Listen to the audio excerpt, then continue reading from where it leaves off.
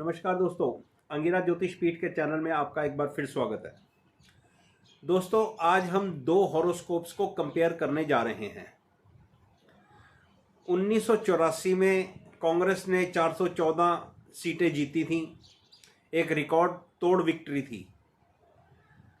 और आज 2024 में भारतीय जनता पार्टी का नारा है एनडीए 400 पार और बीजेपी 370 पार। तो क्या ये दोनों चीज़ें हम एस्ट्रोलॉजिकली जन्म कुंडलियों के अंदर देख सकते हैं?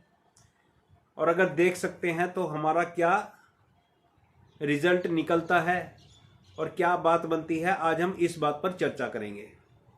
मुझे आशा और उम्मीद है कि आप लोग आज के वीडियो से भी कुछ सीखोगे। जो लोग ज्योतिष सीख रहे हैं, जो लोग इंटरेस्ट के लिए चैनल को देखते हैं, वो लोग भी मेरे चैनल पर एंड तक बने रहें। आप लोगों को भी कुछ ना कुछ सीखने को जरूर मिलेगा। मैं अपनी हर वीडियो में एक आधा सूत्र सबको देता हूं। तो आज के वीडियो में हम चर्चा करने जा रहे हैं दो कुंडलियों पर, कांग्रेस की जन्म कुंडली और भारतीय जनता पार्टी की कुंडली, कि क्यों 1984 में कांग्रेस ने 414 सीटें जीती और 2024 में भारतीय जनता पार्टी या एनडीए का क्या बनता है, कितनी सीटें ये जीत सकते हैं। ये एक मेरी कोशिश है। दोस्तों, ये बिल्कुल ठीक बात है कि 1984 में कांग्रेस के लिए एक इमोशनल, एक भावनात्मक लहर थी, क्योंकि श्रीमती इंदिरा गांधी का उस वक्त अक्टूबर में असैसिनेशन हुआ था। तो पूरा भारत कांग्रेस के साथ भावनात्मक रूप से जुड़ा हुआ था। ऐसा नहीं था कि वहां उस वक्त कांग्रेस ने कोई बहुत बड़ा काम कर दिया था तो कांग्रेस को 414 सीटें मिल गई थी। नहीं, कांग्रेस में श्रीमती हमारी आदरणीय प्रधानमंत्री श्रीमती इंदिरा गांधी का असैसिनेशन हुआ था और भावनात्मक रूप से हम लोग सभी कांग्रेस के साथ जुड़े हुए थे। लेकिन आज ऐसी कोई स्थिति नहीं है। हम निसंदेह भावनात्मक रूप से बीजेपी के साथ जुड़े हुए हैं, लेकिन क्या ग्रह भी ऐसी स्थितियां दिखाता है? इस पर हम चर्चा करने जा रहे हैं। दोस्तों, मैं आज की वीडियो में जो कुंडलियां एनालाइज कर रहा हूं वो सिर्फ और सिर्फ D10 एनालाइज कर रहा हूं। एक तो होती है जन्म कुंडली, एक होती है नवांश कुंडली जिसको D9 कहते हैं, और एक होती है दशमांश कुंडली जो प्रोफेशन के लिए देखते हैं, उसको D10 चार्ट भी कहते हैं। मैं D1 D9 एनालाइज ना करके सीधा जंप कर रहा हूं D10 चार्ट के ऊपर, जिससे कि आप लोगों को D10 भी थोड़ा देखना आए और हमारा वीडियो ज़्यादा लंबा भी ना बने और आप लोगों को बात समझ आए। ये मेरी एक कोशिश रहेगी। तो आपकी स्क्रीन पर मैं कांग्रेस का और बीजेपी का D10 चार्ट लगा दूंगा और उससे हम इस चर्चा को आगे बढ़ाएंगे। तो कांग्रेस का पहले हम चार्ट आप लोगों के सामने रखते हैं। पहले भी चर्चा कर चुका हूं। 2 जनवरी 1978 को कांग्रेस का जन्म हुआ, जो कांग्रेस की जन्मपत्री बनकर आती है। कांग्रेस की जन्मपत्री मीन लगन की है और कन्या राशि है। वृश्चिक नवांश है, यानी कि D9 चार्ट, और D10 चार्ट मेष राशि का है। D10 यानी कि दशमांश चार्ट, वो मेष राशि का है। ये D10 चार्ट आप लोगों के सामने आ गया है। ये चार्ट दशमांश चार्ट है कांग्रेस पार्टी का। देखिए, जब भी हमने किसी भी व्यक्ति की, मैं नियम बताने जा रहा हूं आपको, जब भी हमने किसी भी व्यक्ति की प्रॉस्पेरिटी को देखना होता है तो हम D10 चार्ट को देखते हैं। D10 चार्ट में अगर दशाओं का संबंध केंद्र त्रिकोण से और खास तौर पर 10th हाउस, 7th हाउस और लगन से बनता है तो ऐसे व्यक्ति की प्रमोशन या ऐसे व्यक्ति की प्रोफेशनल राइस कुंडली के अंदर दिखता है। D10 चार्ट का लगन, 10th हाउस, 7th हाउस, ये बहुत इंपॉर्टेंट हाउसेज हैं। D10 के अंदर अगर केंद्र त्रिकोण यानी कि 10th हाउस का संबंध 5th 9 से बने, लगन का संबंध 5th 9 से बने, 7th का संबंध 5th 9 से बने, तो ये आपकी लाइफ में बहुत प्रॉस्पेरिटी लाकर दे देते हैं। अगर D10 चार्ट के अंदर इस तरह के कॉम्बिनेशन नहीं है और D10 के लगन का स्वामी अगर D10 के 6, 8, 12 से संबंध रखता है तो ये एक खराब स्थिति है। पॉइंट नंबर 2, अगर आपकी D1 कुंडली का दशम स्थान का 10th हाउस का लॉर्ड D10 में 6, 8, 12 से संबंध बना लेता है या पाप ग्रहों से संबंध बना लेता है, तो ऐसे व्यक्ति जीवन में उन्नति कम कर पाते हैं या ऐसे लोगों के उन्नति का स्तर ज़्यादा बड़ा या ज़्यादा ऊंचा नहीं होता। अब हम चर्चा करेंगे D10 चार्ट पर सिर्फ और सिर्फ कांग्रेस पार्टी की 1984 को लेकर। तो जब 1984 में, आप लोगों को बता दूं, दिसंबर 1984 के अंदर इलेक्शन हुए थे, तो 6 नवंबर 1984 से कांग्रेस को मंगल की महादशा, राहु की अंतर्दशा और शनि का प्रत्यंतर लगा था। अब जरा D10 चार्ट पे आप महादशानाथ को एनालाइज करते हैं। D10 चार्ट में महादशानाथ हमारा लग्नेश बन जाता है और ये 9th हाउस लॉर्ड बृहस्पति के साथ 5वें घर के अंदर एक बहुत ही शुभ और बहुत शानदार स्थिति में आ जाता है। तो महादशानाथ D10 चार्ट में एक राजयोग में इन्वॉल्व है। अंतरदशानाथ की बात करते हैं तो अंतरदशानाथ हमारा राहु है। D10 चार्ट में आप देखो राहु 7th हाउस में वेरी वेल प्लेस्ड है। यहाँ पर 7वें घर में राहु चंद्रमा के साथ जो 4th हाउस लॉर्ड है और 10th और 11th हाउस के लॉर्ड शनि के साथ बैठा हुआ है। और ध्यान देने वाली बात यह है कि ये शनि उच्च राशि का है। तो कुंडली में राहु का संबंध 4th हाउस से, 7th हाउस से और 10th हाउस से बन गया। और राहु की मैं दृष्टियां नहीं लेता, मेरी नज़र में राहु जिस राशि में बैठ जाता है उस राशि का वो स्वामी हो जाता है।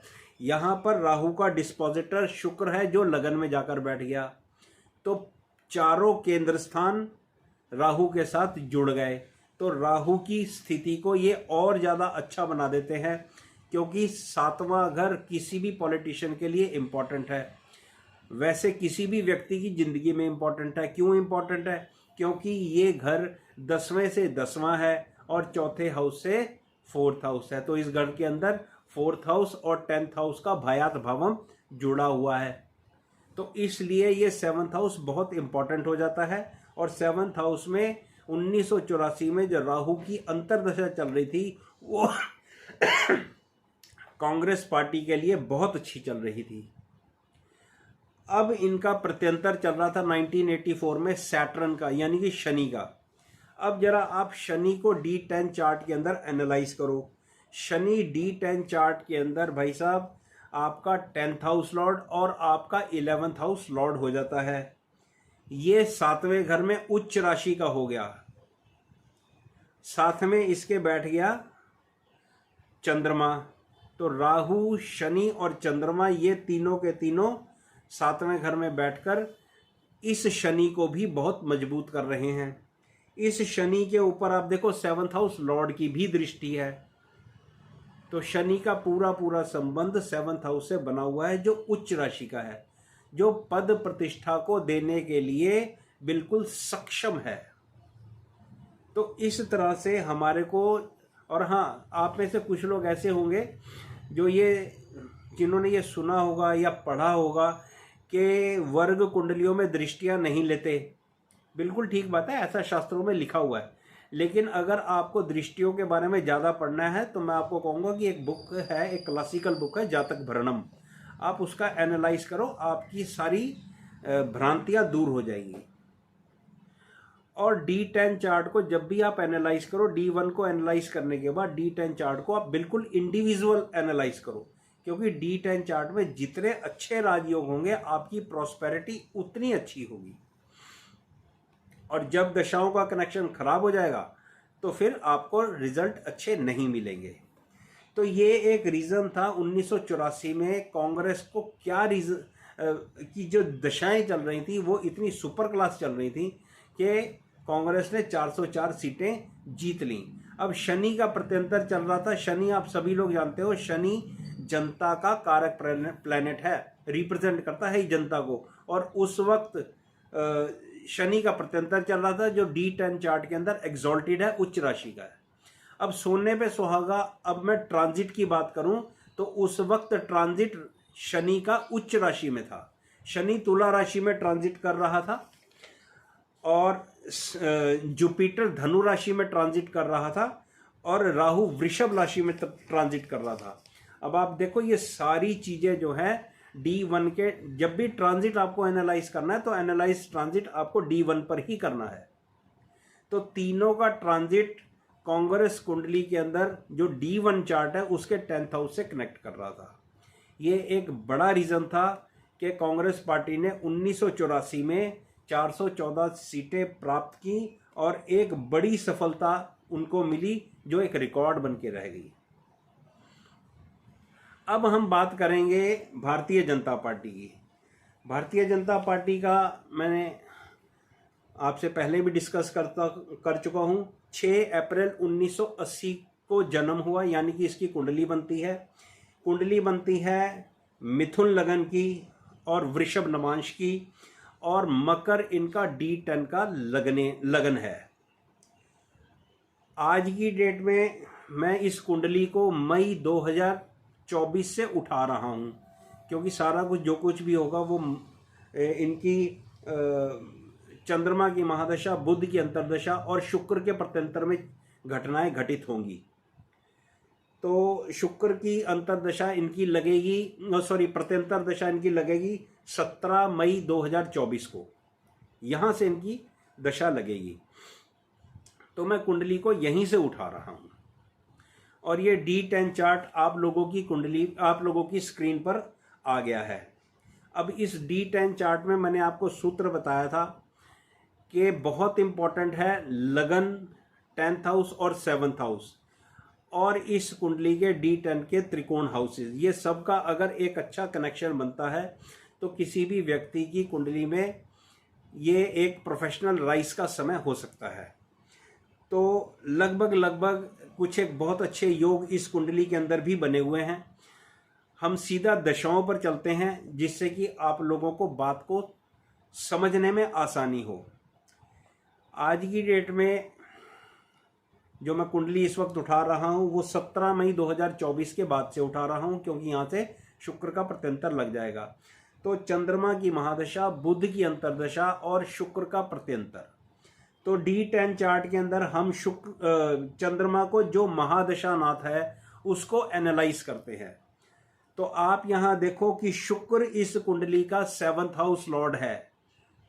दोनों चीजें मैं आपको बताना चाहता हूं। मैंने कांग्रेस की कुंडली को भी आपको एनालाइज कराया, 7th हाउस, 10th हाउस, त्रिकोण और लगन की इंपॉर्टेंस बताई। अब हम कर क्या रहे हैं, हम कंपेयर कर रहे हैं कि यहां पर भी क्या वैसे ही योग बनते हैं, क्या बीजेपी को 370 प्लस और एनडीए को 400 प्लस मिल रहा है या मिल सकता है, ये कोशिश कर रहे हैं, ये सिमिलैरिटी ढूंढ रहे हैं, या हम ज्योतिषीय कारण ढूंढ रहे हैं। तो यहां देखते हैं तो चंद्रमा की महादशा, जरा ध्यान दो, चंद्रमा इस कुंडली का 7th हाउस लॉर्ड है, तो यहां भी 7वां घर हमारे को मिल गया। अब ये जो चंद्रमा है, ये मून है, ये D10 चार्ट के 10th हाउस लॉर्ड के साथ बैठा हुआ है, जो उच्च राशि का हो गया। बहुत इंपॉर्टेंट चीज है, 10th हाउस लॉर्ड उच्च राशि का हो गया 3rd हाउस में।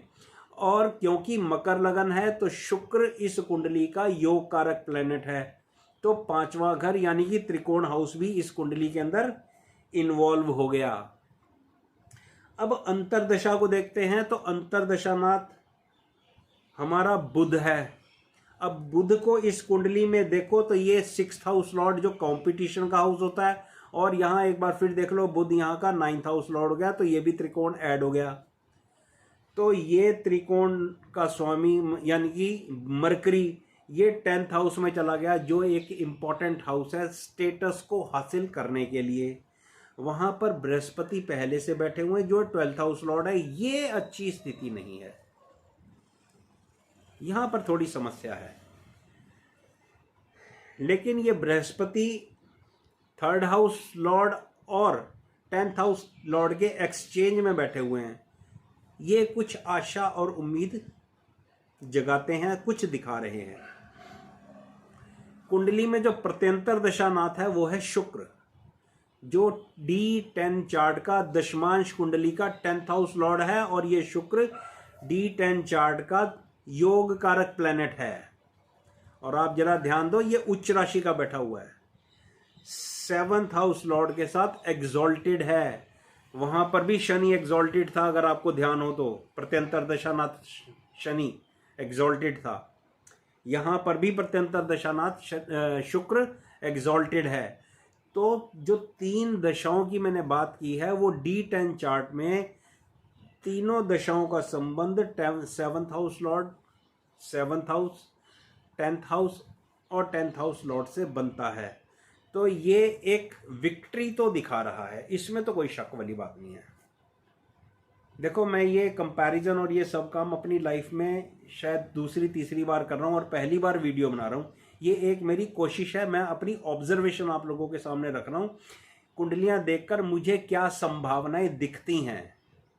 बाकी तो भाई जो कुछ दिखता है वो सिर्फ परमात्मा को ही दिखता है। हम लोग तो कोशिश कर सकते हैं। ज्योतिष के नियमों को लगाकर मैं आप लोगों के सामने अपना एनालिसिस रख रहा हूँ, बाकी तो समय बताएगा। तो तीनों दशाओं का संबंध D10 चार्ट के बीजेपी की कुंडली के साथ आज की डेट में दिखता है।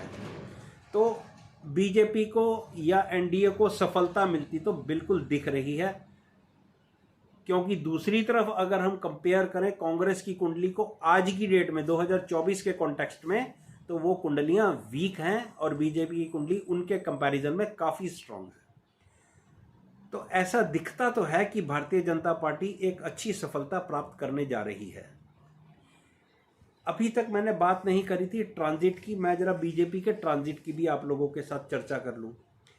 बीजेपी के लिए आज की डेट में जब हम देखते हैं तो ट्रांजिट सैटर्न का कुंभ राशि में है।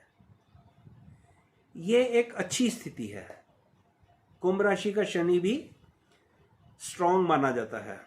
ये एक अच्छी स्थिति है सफलता दिलाने के लिए। और बृहस्पति का ट्रांजिट आज की डेट के अंदर बीजेपी की कुंडली में 12वें घर में है और वैसे वृषभ राशि में है। तो जब भी ट्रांजिट को आपने यूज करना है वो D1 पर यूज करना है। तो मेरे भाई दोस्तों, D1 पे जब मैं ट्रांजिट को यूज करता हूं तो बृहस्पति चौथे घर को एक्टिवेट कर रहा है, छठे घर को एक्टिवेट कर रहा है और 8वें घर को एक्टिवेट कर रहा है। 4th हाउस को ये एक्टिवेट कर रहा है। ये तो एक अच्छी स्थिति है, जनता से कनेक्शन जोड़ने की, जनता का भरपूर समर्थन मिलने की ये एक अच्छी स्थिति है। बृहस्पति का छठे घर को देखना ये भी अच्छी स्थिति है। पता लगता है कि कोई कंपटीशन के अंदर पार्टिसिपेशन है। बृहस्पति का 8वें घर को दिखाना ये कुछ थोड़ा और दिखाता है। तो ये बृहस्पति का जो ट्रांजिट वृषभ राशि में है ना, देखो यार, ये मेरे को थोड़ा थोड़ा कुछ दिखा रहा है। मैं आप लोगों के साथ शेयर कर रहा हूँ। आई मे बी रॉन्ग, लेकिन मुझे लगता है कि कुछ घटनाएं इस तरह से घटनी चाहिए। देखो, क्योंकि ये हॉरोस्कोप भारतीय जनता पार्टी की, बीजेपी की है, तो मुझे ऐसा लगता है ये बृहस्पति का वृषभ राशि में ट्रांजिट करना ये भारतीय जनता पार्टी को, बीजेपी को कहीं ना कहीं ट्रबल में डालने वाला है, कहीं ना कहीं समस्या में डालने वाला है। ये समस्या कैसी आ सकती है? मुझे ऐसा लगता है कि बीजेपी के कुछ जो दिग्गज नेता है ना, दिग्गज नेता जो मतलब टॉप 20-30 लीडर्स हैं जिनको दोबारा टिकट मिला है, मुझे ऐसा लगता है कि इन लोगों में से कुछ लोग ये चुनाव हारने वाले हैं। बीजेपी के कुछ दिग्गज नेता, मुझे ऐसा लगता है कि ये अपना चुनाव लूज कर सकते हैं। ऐसा मैं एक अनुमान लगा पा रहा हूँ, क्योंकि वृषभ राशि का बृहस्पति कुछ इस तरह के रिजल्ट दे सकता है। या ये वृषभ राशि का ट्रांजिट जो है ये बीजेपी को एक बड़ी अचीवमेंट से रोक सकता है। ऐसी एक संभावना मैं दिखा रहा हूँ, मुझे ऐसा लगता है। अदरवाइज अगर जुपिटर का ट्रांजिट अच्छी स्थिति में होता, एक अच्छी पोजीशन के अंदर होता, तो मैं डेफिनेटली कह देता कि हाँ यार ऐसा लगता है। हालांकि मैंने पहले भी अपनी वीडियोस में कहा है, मैं कोई भी ऐसी प्रेडिक्शन नहीं करता कि जहाँ पर 400 पार, 500 पार, इस तरह के जो नियम है ना, ये जब राव सर के साथ चर्चा करते थे या स्वर्गीय श्री अशोक कुमार गौड़ जी से चर्चा करता था। मुझे मुंडन एस्ट्रोलॉजी सिखाने वाले वही व्यक्ति है, अशोक कुमार गौड़ जी। उन्होंने ही मुंडन एस्ट्रोलॉजी पढ़ाई थी हमारे को। फिर मैंने उनसे कई सारे नियम सीखे, मेरे उनके साथ अच्छे संबंध रहे, प्रभु की कृपा रही, उनका आशीर्वाद मेरे पर रहा। लेकिन बस वो संसार छोड़ गए जल्दी, मेरे लिए जल्दी छोड़ गया। अपनी तो उनकी आयु जब पूरी हुई तब उन्होंने छोड़ना ही था, लेकिन मुझे उनसे बड़ा प्यार, बड़ी मोहब्बत मिली। तो उन्होंने कुछ और भी मुझे सिखाया था, मैं उसके ऊपर भी एक वीडियो बनाने जा रहा हूँ। वो भी मैं आप लोगों के लिए 4 जून की, वो भी मैं आप लोगों के लिए रखूँगा। देखते हैं जो गुरुओं ने, टीचर्स ने सिखाया उसको अप्लाई करके देखते हैं। और वो लोग तो टीचर थे, अच्छा अप्लाई करते थे, मैं कितना अच्छा अप्लाई कर पाता हूँ, मेरे लिए भी लर्निंग होगी। अगर मेरी ऑब्जर्वेशन ठीक होती है तो मतलब मैं ठीक काम कर रहा हूँ, अगर कहीं गलत होती है तो फिर मेरे भाई मेरे लिए और सीखने की ज़रूरत है, मैं कहीं ना कहीं गलती करूँगा। तो इसी तरह से मैं वृषभ राशि का जो ट्रांजिट है ना, वो है तो योग मतलब शुक्र के ऊपर, मिथुन राशि D1 चार्ट की बात कर रहा हूँ मैं, बीजेपी के D1 चार्ट की। तो मिथुन लगन वालों के लिए शुक्र योग कारक प्लैनेट होता है, ऐसा प्राशरोड़ा शास्त्र कहता है। तो ये शुक्र योग कारक प्लैनेट है, इसके ऊपर बृहस्पति का ट्रांजिट हो रहा है। मुझे ऐसी संभावना दिखती है कि कहीं ना कहीं भारतीय जनता पार्टी के लिए ये थोड़ा रोकने का काम कर सकता है। बाकी देखते हैं, अगर बीजेपी को ज़्यादा अच्छी सीटें मिल गई तो फिर इसका मतलब ये है कि बृहस्पति का ट्रांजिट वृषभ राशि पे बृहस्पति के लिए अच्छा था, मेरे लिए सीखने की एक स्थिति होगी। तो दोस्तों, ये मेरा एक छोटा सा वीडियो, मैंने जो नियम आपको, एस्ट्रोलॉजिकल नियम मैंने आप लोगों को बताए, उनको प्रूव करने की कोशिश की है सीधा डिविजनल चार्ट पर। तो आशा है जो लोग ज्योतिष सीख रहे हैं उन लोगों को मेरे इस वीडियो से सीखने को मिला होगा। जिन लोगों को मेरा वीडियो अच्छा लगे, मेरे वीडियो को लाइक और शेयर जरूर करें।